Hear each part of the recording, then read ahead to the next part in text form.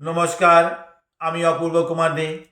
আমার প্রিয় বন্ধু, ভাই বোন ও গুরুজনদের প্রতি শত সহস্র কোটি প্রণাম জানিয়ে শুরু করতে চলেছি আমি আমার স্বরচিত কবিতা। আজ যে স্বরচিত কবিতাটি পাঠ করে শোনাব, কবিতাটির নাম দিয়েছি ভারসাম্য রক্ষা।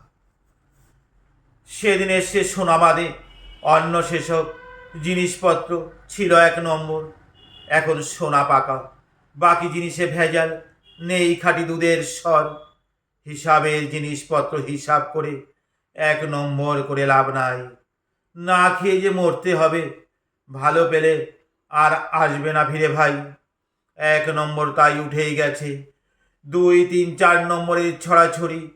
নতুন টায়ার টিউব লাগাতে না লাগাতে ফেটে, কি করে হয় করি বলা বলি। আর জিনিসের দামের চেয়ে মান বলতে কিছুই নেই তো না। ভারসাম্য রক্ষা করতেই এছাড়া পথ নেই বলতে পারি তা। আমরা যা করি তা হিসাব করে খেয়ে পড়ে শ্রমিক তবু বাঁচবে। দীর্ঘদিনের করলে জিনিসপত্র আসবে না ফিরে কিনতে নতুন করে। তাই তো মাথায় বুদ্ধি করে জিনিস হালকার পরে কদিন আর যাবে জিনিস বলি দৌড়ে এলো বলে। জিনিসপত্র দেখে শুনে ভাবি তাই মনে, ভগবানও তাই বুঝি আমাদের দেখে শুনে আমাদের পথ সেই ধরে। তা নয়তো এ পৃথিবীতে আসার জন্য ব্যস্ত সকল লাইন পড়ে গিয়েছে। এছাড়া পথ নেই, আয়ু সবাই একটানে তাই কমিয়ে দিয়েছে।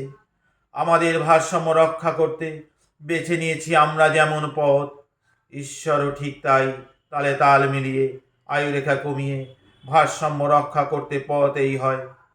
বলি, এত পাকা বুদ্ধি ছিল না ভগবান গড আল্লাহ ঈশ্বরের মাথায়। দেখে শুনে আজ আমাদের গড়েছে নকল, বুদ্ধি ভুলে যায়।